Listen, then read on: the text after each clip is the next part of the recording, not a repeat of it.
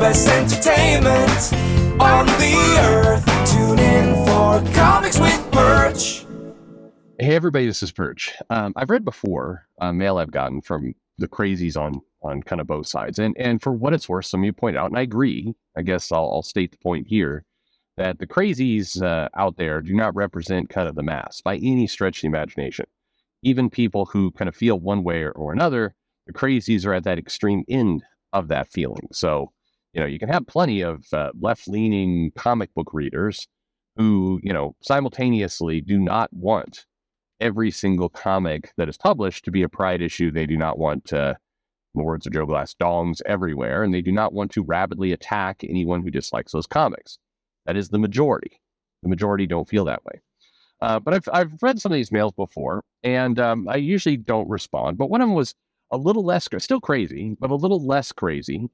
And so I responded saying, all right, it was one of those, the mail was, hey, you ask why you get lumped in with the baddies. Well, it's because you talk about bad topics. And if you didn't talk about bad topics, it's like, they're doing this, and this is what always irritates. It's like, I want to believe you're a good person. It's like, did you just do? I don't know. Anyway, I want to believe you're a good person. So if you just avoided these topics, then, you'd probably be okay. Was the mail. So I'm like, okay, help me out then in the spirit of good faith. And I meant it, by the way, of good faith. What are these topics? What are the things that you don't talk about for risk of, being a bad person? And, the individual was helpful and sent a list. So we're going to read the list, and I'm going to talk about the things that you're not, or, give you the list of things that make you a bad person if you're a YouTube commentator, which is helpful. And again, just to restate, I did do this in good faith. I didn't do this to clown on it, and I'm not going to really do that here. A little bit, because some of the stuff's absurd, but by and large, no. What I was looking for is like the blind spot in me. And I think for all of you, as you're out there in the world, you're doing your job, you're raising kids, you're trying to, get a boyfriend, girlfriend, a them friend. Is it a them friend? Actually, now that I think about it, what is that? What is for non-binary people, for they, them, they're attracting a significant, do you just call it an other? A significant other. Not a boyfriend, it's like a them friend, I think. Anyway. I'm really wondering. So language is one of those things that when you start to twist it, it opens up all kinds of questions, and I'm just kind of curious. So anyway, I wanted to just know, is there something out there that is a blind spot? It helps if you are self-aware. For example, if I'm going on and on about some topic, and it's clear that topic makes me sound like an a-hole, I'd like to hear about it. Even if I'm not meaning to be an a-hole, I'd still like to know what that is. So here we go. Here's the list of things, and I'll spare you the opening paragraph, and we'll get right to the list. So these are topics that I need to remove and not talk about on my channel in order to be thought of more favorably by the comics community. So, or at least some aspect of it. Okay. All right. So number one, you could have seen this one coming. Any discussion of LGBTQ issues beyond support. Okay, so if you're going to do a benign, non-emotional, hey, there's an issue of Pride, it's coming out in June on the 12th, it's got these artists, these creators, and it costs, $7.95. That's probably safe. But if you go into commentary on it, that's bad. Okay, all right. So that's an easy one. Any topics around race beyond support. Okay, so this is if you're going to talk about Miles Morales as Spider-Man, and you're going to talk about the, by the way, what the person made clear is even if you agree with the good people, you still shouldn't discuss it as a topic out of, concern that you will be misunderstood or will be, inciting conversations from the bad people. Okay, just throwing it out there. So for example, if I came in and I said, Miles Morales has earned his spot. Spider-Man, he can stand side by side with Peter Parker as Spider-Man to Spider-Man. And that is perfectly okay. discussing that topic in a video is a little dodgy, because there'll be people who come in and will argue, and then I'll be providing a forum to clown on Miles Morales for being a Spider-Man. If I come in and say, I really don't think Miles Morales, by the way, discussion of race characters, even if you're not discussing the race. So, for example, if I come in and I say, I don't think it's a good idea for Miles Morales to be called Spider-Man because it doesn't give him his own identity. I think he should have his own identity. He's a great character and he needs, his own name and his own kind of thing that isn't going to forever be attached to Peter Parker. Saying that is opening up the discussion of race. That's what I've learned. So if I do that, that is that is going to be a bad person. Okay. This third one is interesting because it explains a lot. Are you ready for this? Any discussion of YouTube commentators that speak negatively about the comic industry, any discussion. So basically, if I'm going to say, hey, I watched a video from Wes was talking about how DC Zaslav is angry and wants to fix DC Comics, then I am a bad person. I'm opening the door to drama and bad things. So there you go. By the way, the funny thing about this list is, the part where I'm not completely like, this is all absurd, is that, a lot of these topics are boring. We've talked about them a lot. It's stuff that a lot of you write in and ask me about. And I think they're interesting aspects of comics and pop culture to kind of get in and twist around and look at. But, there are a lot of channels that do the, hey, have you ever wondered what the third issue in the Onslaught series was all about? Well, we're going to break it down for you by showing the pages and talking about it. And I don't really have an interest in doing that. It'd be hard to do that in the car anyway. So, I talk about kind of the entire kind of pop culture and psychology and all this stuff around comics. And so, yes, I think the comic channel would be, less seen as one of the bad people. Although, I do have a hunch, despite this list, if I suddenly snap to it, suddenly work completely off of it, I'd still be one of the bad guys. Because, hell, if, a week or two ago, somebody is like, Perch back in 2018, did a thread where he used the hashtag comicsgate, therefore he is part of a group. Literally, that's 5 years ago. So we're not turning it around now. I'll put it that way. I'd have to come out with a new channel, new identity, change my voice a little bit, start crapping on Wendy's instead of Arby's. It's too much. It's too much work. This next one is one I could never do on the list. Discussions about the comic business that portray it in a negative light.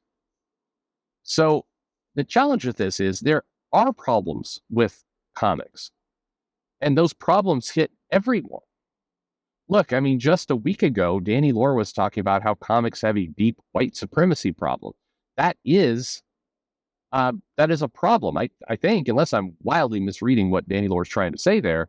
But that's a problem. So, there are problems. There are creators who are not getting regular work that should.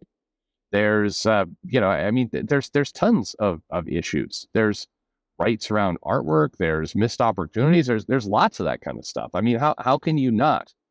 And I think that idea, so you're supposed to only talk positively or not talk at all about a comic business that does people dirty from time to time. And I don't quite get it either, because lots of people were more than willing to kind of jump on Joelle Jones, who now, apparently is blacklisted for comics due to, sort of tracing, or however you want to feel about it, part of that, absolutely forgettable, Wonder Woman Amazon crossover that's been completely forgotten. Imagine torching your career for that.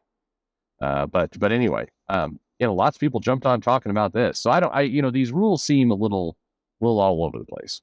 Okay. Number 5, manga. Discussions of manga's dominance and leading comics. Yeah, that's in a little fracture, but basically manga.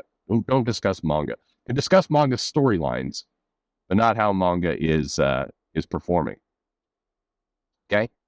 Number 6, women who work in comics, specifically Heather Antos, Vita Ayala. Hang on a second. You just misgendered somebody there. A person who gave me this list. Yale Simone. Okay, there's a couple other women on here. Bobby Chase. Are people going after Bobby Chase?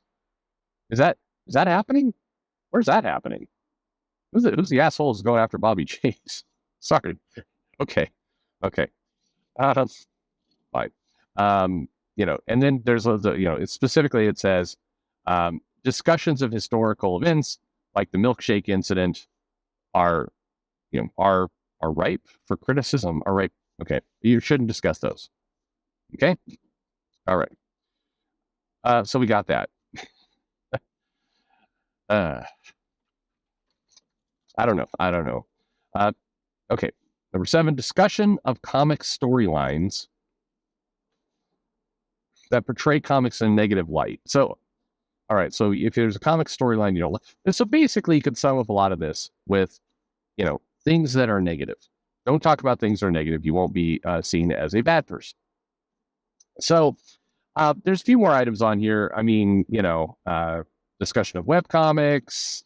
We have it here, Marvel management staff. For some reason, DC management staff is fair game, apparently, but Marvel management staff is not. I don't know.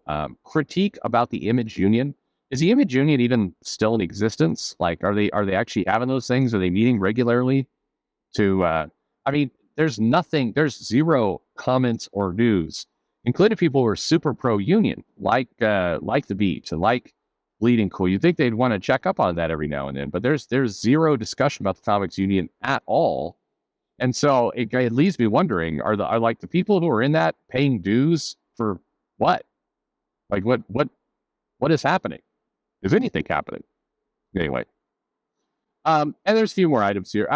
But in general, these are the things that, if you're trying to make a channel, you will be seen as a negative channel if you get into this kind of stuff. And I think that covered most. I mean, look, to me, what makes a negative channel is my bar, my alone, is kind of it's the emotion behind the critique. It's the difference between being critical of something and being cruel about something. It's a difference between saying, I don't know. If you're critiquing a specific person, you can say, I don't really care. I don't like Yale Simone's work. I read that recent variance with Jessica Jones that Yale Simone did. It felt a little bit cliche. A lot of the stuff in there was, had been done before. It just wasn't a very good read. I didn't like it. There's, I've said, I've gone far enough saying, hey, the Dan Slott Iron Man 2020 storyline was one of the most absurd, worthless storylines I've ever read in my life. It's up there near the top of worst comics. I absolutely hated it. To me, both those things are not cruel. Now they're maybe spicy. Certainly, I'm saying the worst thing you ever read in your life. Certainly not going to be a good feeling to the creators who did it. But cruel would be, Dan Slott is a fat, worthless piece of shit who can't see his own feet and hasn't for a long time and loses food in the folds of his fat. And going on, and that's, by the way, that's not how I feel. I have no idea. I'm sure he could see his feet. But it's the difference between a personal attack and saying, I don't like something. And I get that for a creative field, saying you don't like something feels like a personal attack. I get that. I totally get it. But, sanitized with like, hey, if you don't have something nice to say, don't say anything at all. I mean, I don't know what I want to say something. So I'm going to say something. And I try and follow the line of not being cruel. And I'm sure every now and then I've effed that up. And when I do, I'll, like a man, apologize. And that's probably the commitment I could give to you. It's like a bunch of people sent me mail. I apologize to this guy. Some commentator said I sounded like a arrogant a-hole who went after fans. Kind of paraphrasing. And people send me mail. I apologize. I'm like, hey, I'm sorry if it was not my intent, but I'm sorry you felt that way. If I made you feel that way, I do apologize. And a bunch of people say, you never apologize. Who cares? Of course I apologize. I mean, what what's the problem with saying, hey, if I hurt your feelings, I'm sorry. I'm not saying, hey, I will forever never do another comment about anything again. And, it's just being sensitive to other people. It's nothing wrong with that. It doesn't make you less of a man. So if it goes over the line and it becomes cruelty, then I apologize. But I mean, on the other end of the spectrum, I'm not going to suddenly start just sanitizing everything I say because I'm worried that some random person out there is going to consider me a bad guy. If some of these various commenters that came in, on Twitter and like, oh, Perch is bad, Perch is part of hate group. It's like, bitch, you were talking about what a wonderful, lovely human being Cameron Stewart was, and some of these other people right before they got in trouble. And Cameron Stewart's probably my guy. Who knows? I don't know what the guy is like in real life. But the point is, it's easy to cast that stone, but we all live in glass houses to some extent. So, if you're going to be the thought police against somebody, just be prepared for that to be turned around on you at some point. But there you go. If you've ever wanted to start a channel, you're worried about what's going to keep you on the right side of the good guy law. Well, there you have it. That's it. Thanks for listening.